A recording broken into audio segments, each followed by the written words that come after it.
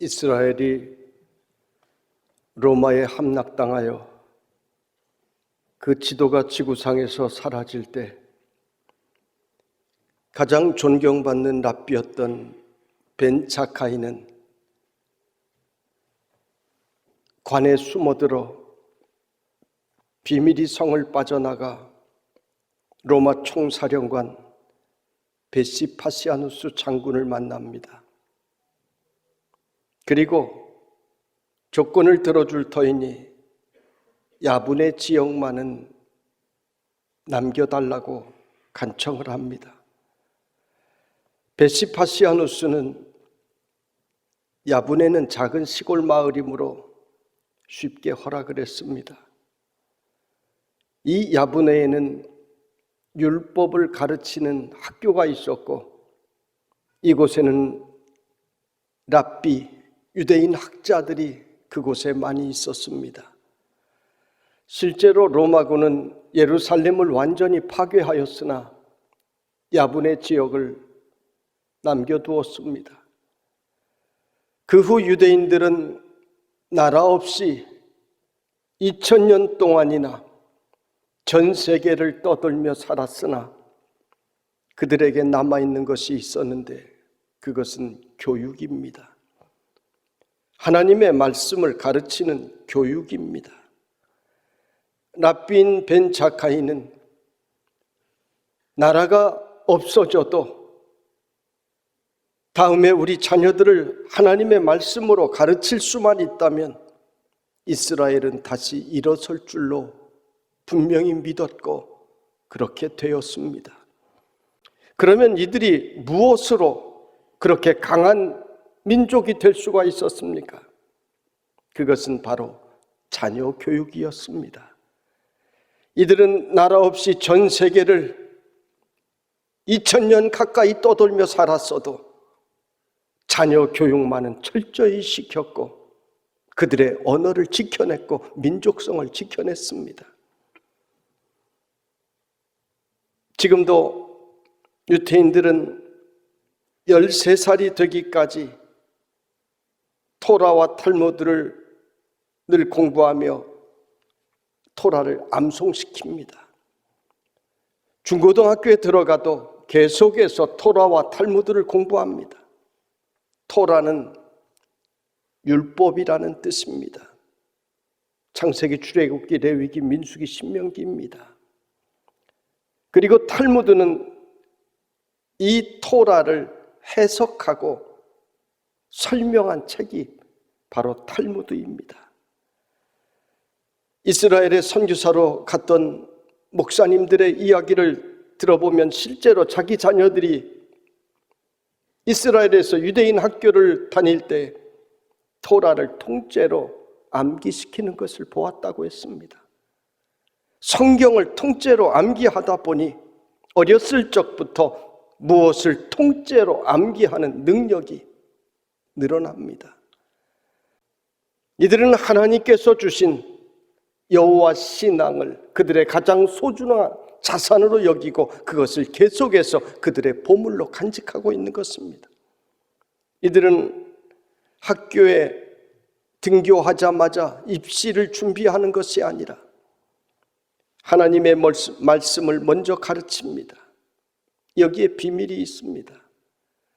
이들은 중고등학교에서도 오전에는 하나님의 말씀을 공부하고 그 말씀 토라를 어떻게 우리의 인생에 적용할 것인지를 구체적으로 배웁니다. 그리고 오후에 학과 수업을 합니다. 율법에 도둑질하지 말라는 말씀을 가르칠 때 성경에 도둑질하지 말라 명령하셨다 이렇게 가르치는 것이 아닙니다. 선생님과 아이들이 그룹으로 나누어서 계속해서 토론을 합니다. 열띤 논쟁이 이루어집니다. 길에 강아지 한 마리가 돌아다니고 있다. 여러분이 그것을 보았다. 어떻게 할 것인가? 질문을 던집니다. 그러면 아이들끼리 토론을 합니다. 주인 없는 강아지인가? 그런데 그냥 두면 차에 치일 수 있을 텐데 그냥 내버려 두는 것이 옳은 일일까? 아닐까? 그러면 그 강아지를 내가 붙잡아 오면, 데려오면 도둑질이 성립이 되는가? 문제가 있을 것 같다. 그러면 함께 가서 경찰서로 데리고 가자. 경찰서로 데리고 가는 도중에 강아지가 다쳤는데 주인이 나타났다. 치료비는 어떻게 계산하는 것이 맞을 것인가? 수없는 질문들이 강아지 한 마리를 놓고 나옵니다. 이것을 율법을 중심으로 그리고 유대인들에게 전통적으로 내려온 미슈나를 통해서 그들은 답을 찾아냅니다. 이렇게 창조적으로 하나님의 말씀을 중심에 놓고 토론하다 보니 아이들의 두뇌가 조직적이 되고 창조력이 발달하고 문제 해결의 능력을 갖게 되는 것입니다. 이렇게 공부하니 전 세계에 흩어져 살아도 상대방보다 먼저 생각하고 분쟁이 일어나도 논리적으로 지지 않는 민족이 된 것입니다. 이것이 유대인의 교육 방법입니다.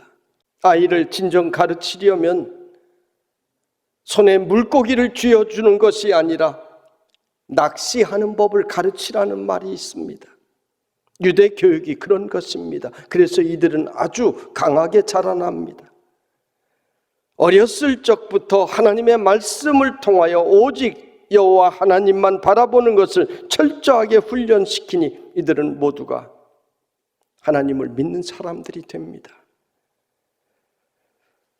어떤 가정에서 아이가 하도 보채니까 손에 휴대폰을 쥐어주었다고 합니다. 이 아이가 휴대폰을 가지고 게임도 하고 인터넷을 합니다. 조용해졌습니다. 하루 종일 휴대폰을 붙들고 삽니다. 부모는 편하게 되었습니다. 어떻게 되었습니까? 이 아이는 휴대폰 중독이 된 것입니다. 뒤늦게 휴대폰을 빼앗아 보려고 했지만 아이는 이미 신경질적인 반응을 보입니다. 절제 못하는 성격이 되어버린 것입니다. 이미 정신적으로 이 아이는 망가져 버린 것입니다. 우리의 자녀 교육도 영화처럼, 영화 촬영처럼 NG가 있었으면 좋겠지만 자녀 교육은 단 한 번의 기회밖에는 없습니다. 다시 합시다 이런 것이 없습니다. 그러므로 우리는 단 한 번 주신 이 자녀 교육의 기회를 잘 사용해야 되는 것입니다. 유대인들은 자녀들에게 텔레비전 시청도 반드시 필요한 것이 아니라면 금합니다. 텔레비전이 아예 없는 가정도 많이 있다고 합니다. 저녁이 되면 가정에서 아버지는 자녀들에게 가능한 매일 율법서를 읽히고 대화를 한다고 합니다. 오늘날 유대인들이 전 세계 석학들이 된 이유가 바로 여기에 있습니다. 오늘 읽은 성경은 자녀 교육의 금과 옥조와 같은 말씀을 우리에게 주시고 있습니다. 마땅히 행할 길을 아이에게 가르치라. 그리하면 늙어도 그것을 떠나지 아니하리라 말씀하십니다. 여러분, 마땅히 행할 길이 무엇입니까? 그 길을 모르면 다른 길로 가게 됩니다. 이 길에 대해서 생각이 다르고 기준이 다를 수 있습니다. 그런데 그 길이 잘못되었을 때 어떻게 우리는 바로잡을 수가 있습니까? 세상의 학문은 서로 자기 길이 바른 길이라고 주장합니다. 정치에서도 경제에서도 예술 문학에서도 진보와 보수가 서로 갈라져 싸웁니다. 종교에서도 그렇습니다. 싸웁니다. 어떤 것이 여러분 옳은 길입니까? 여러분은 어떤 길을 따라갑니까? 세상의 길은 진리가 없습니다. 어제의 정의가 오늘의 악이 되기도 합니다. 모든 것이 변하는 길입니다. 어떤 분이 목사님이 지난번 길거리에서 여야가 싸울 때 왜 우리 편 들어주지 않느냐고 시험 들었다는 이야기도 들었습니다. 여러분, 변치 않는 진리의 길은 오직 하나님의 말씀에 있는 것입니다. 마땅히 행할 길이 바로 성경의 길인 것입니다. 하나님의 말씀이 우리의 걸어갈 길의 기준이 되어야 하는 것입니다. 성경에는 우리 인생의 길에 대하여 수없이 많은 말씀을 주시고 있습니다. 우리가 일상을 걸어가는 그 길들로부터 시작하여 영생에 이르는 길까지 성경은 우리에게 말씀해 주시고 있습니다. 성경은 잘못된 길로 가라고 한 적이 한 번도 없습니다. 그러므로 우리가 늘 성경의 말씀을 인생의 기준으로 삼고 살아가면 잘못된 일이 절대로 없는 것입니다. 왜 성경은 아이에게 가르치라고 합니까? 3살적 버릇이 80까지 간다는 말이 있습니다. 좋은 말입니다. 어릴 적에 잘 가르치면 늙어도 그것을 떠나지 않습니다. 저는 찬송을 거의 다 암송하는데 그거 전부 초등학교 시절, 어린 시절에 또는 주일학교, 초등학교 들어가기 전에 암송된 것들입니다. 어린 시절에 잘 가르치면 늙어서도 잘 변하지 않습니다. 그러나 나이 든 다음에 가르치려고 하면 잘 되지 않아요. 나이가 50이 되고 60이 되어 나이가 들어가는데 집에서 남편을 바꿔보려고 하고 아내를 바꿔보려고 하는 사람들이 있습니다. 어리석은 생각입니다. 안 바뀝니다. 잘못하면 밥 못 얻어 먹으니까 일부러 바뀐 채 하는 거지요. 그 속이 잘 바뀌지 않습니다. 시골에서 과수원을 가보면 과일나무들이 한결같이 이렇게 팔을 벌리고 서 있습니다. 원래 복숭아 나무, 배나무가 그렇게 자라는 줄 알았는데 시골 목회를 하면서 보니까 그게 아니더라고요. 나무가 조금 자라면 필요한 가지만 남겨놓고 잘라버립니다. 그리고 그 남은 가지가 자랄 때 하늘 높이 자라지 못하도록 무거운 벽돌을 매달아 놓습니다. 끈으로 매답니다. 그러면 나무가 자라면서 위로 올라가지 못하고 옆으로 자라게 됩니다. 나무가 다 커버린 다음에는 아무리 무거운 벽돌을 달아 놓아도 소용이 없습니다. 다 커버린 나무에 커다란 무거운 바위를 매달아 놓으면 어떻게 되겠습니까? 부러지는 것입니다. 여러분, 사람도 그렇습니다. 나이가 든 다음에 사람 바꾸는 것이 어렵습니다. 부러집니다. 교회에서도 사람들 바꾸기 참 어렵습니다. 그러나 어릴 적에 정직한 성품을 심어 놓으면 평생을 정직하게 살아갑니다. 어릴 적에 성실한 성품 심어 놓으면 평생을 성실하게 살아갑니다. 자녀들의 성품에 문제가 있으면 누구 책임입니까? 내 책임입니다. 그 자녀의 모습 속에는 나의 삶의 모습이 들어있게 되는 것입니다. 원래 자녀는 백지와 같았습니다. 그 백지 위에 처음 그림을 그린 사람이 바로 부모입니다. 그래서 자녀들이 부모의 그 그림대로 인격이 형성되고 그 모습으로 그의 인생들을 살아나가는 것입니다. 그러므로 오늘 성경은 어릴 적에 마땅히 행할 길을 가르치라 명령하고 있습니다. 그러면 늙어도 그것을 떠나지 아니하리라 약속을 주십니다. 잠언 13장 24절에 보면 매를 아끼는 자는 그의 자식을 미워함이라. 자식을 사랑하는 자는 근실이 징계하느니라 말씀하고 있습니다. 유대인들은 오늘도 성경 말씀대로 이렇게 자녀를 다스립니다. 매로 다스리는 것, 미국 사회에서 큰일 나는 일 아닙니까? 우리나라도 이미 큰일 났죠. 그러나 사랑의 매와 감정적인 매는 다르잖아요.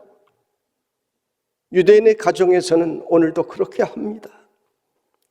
그리고 13세의 나이가 되면 그때부터는 절대 매로 다스리지 않습니다. 어릴 때 가르쳐야 된다는 것입니다. 주일 성수를 힘들어도 어릴 때 가르쳐야 되는 것입니다. 중고등학교 다니며 주일날 학원 가기 때문에 교회는 좀 쉬었다 가자. 그러면 잘못하면 영원히 쉬게 됩니다. 부모님 때문에 억지로 교회는 다닐지 모르지만 그 자녀의 믿음 생활은 이미 형편없게 되는 것입니다.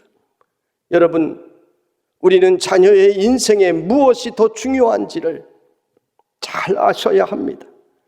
저는 어릴 적부터 주일 성수에 대한 훈련을 철저히 받았습니다. 열이 펄펄 나도 예배는 꼭 드려야만 했습니다. 학교에서 나오라 하여도 주일은 예배 드려야 되기 때문에 학교에 나갈 수 없다고 선생님께 이야기 담대하게 했습니다. 이렇게 훈련이 되니 군대에 가서도 매를 맞으면서도 주일 예배 성수를 지킬 수 있게 되었던 것입니다. 그저 된 것이 아닙니다. 어릴 적에 주일 성수 훈련이 예배를 가장 중심에 놓는 훈련으로 계속해서 세워졌던 것입니다. 여러분, 헌금 훈련도 그렇습니다. 11조 훈련이 나중에 되는 것이 아닙니다.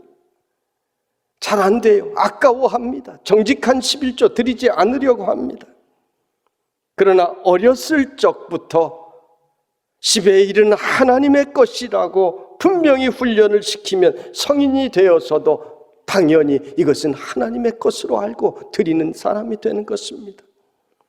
석유왕으로 불리우는 록펠러는 어릴 적에 11조 훈련을 특별하게 받았습니다. 용돈을 주면서 항상 그 11조를 먼저 드리는 것을 훈련시켰습니다. 그랬더니 그는 노년에 이르러서도 11조를 정확하게 드리기 위하여 전 세계 11조를 관리하는 직원만 30명을 두고 철저히 11조를 드리는 사람이 되었습니다. 맨소라담을 만든 미국의 하이드도 11조를 철저히 드린 사람으로 유명합니다. 그는 나중에는 10의 2조, 3조, 4조, 5조까지 드렸습니다. 누가 그에게 왜 그렇게 11조를 많이 드리느냐고 하니까 하나님의 은혜로 내가 빈손으로 사업을 시작했는데 지금은 10의 1만 가져도 충분하고 풍성하게 살 수 있게 되었으니 감사하지 않느냐 반문했습니다. 우리나라의 세계적인 암 전문의인 원종수 권사님도 어릴 적에 어머니가 11조 훈련을 철저하게 시켰습니다. 어릴 때의 교육이 중요한 것입니다. 하나님께서는 우리 후손들이 미래에 잘 되는 비결을 성경에 분명히 기록해 놓으셨습니다. 자녀들에게 말씀을 잘 가르치면 된다는 것입니다. 신명기 6장에 보면 오늘 내가 내게 명하는 이 말씀을 너는 마음에 새기고 내 자녀에게 부지런히 가르치며 집에 앉았을 때에든지 길을 갈 때에든지 누워 있을 때에든지 일어날 때에든지 이 말씀을 강론할 것이며 너는 또 그것을 내 손목에 매어 기호를 삼으며 내 미간에 붙여 표로 삼고 내 집 문설주와 바깥문에 기록할지니라 말씀하셨습니다.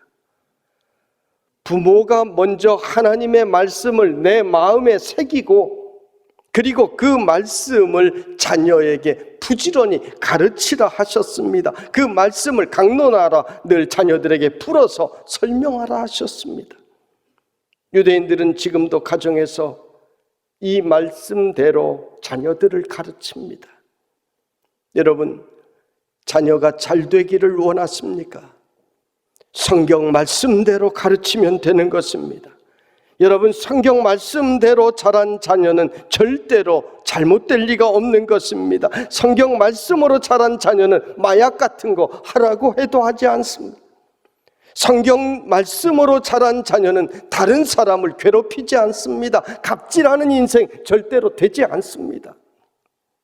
성경대로 자란 자녀는 왜 인생을 살아야 되는지를 분명히 알고 삽니다.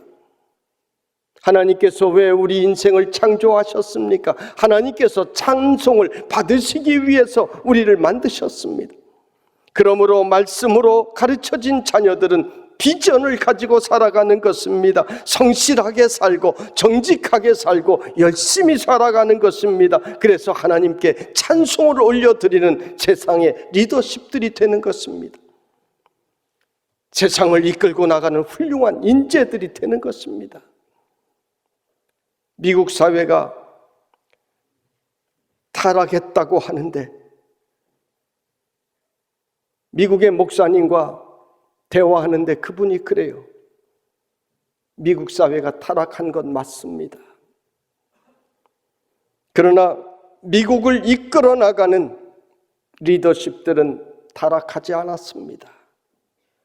그 중심에는 전통적인 청교도 집안에서 자란 자녀들, 즉 기독교 신앙으로 자라는 자녀들이 미국의 중심에 있습니다.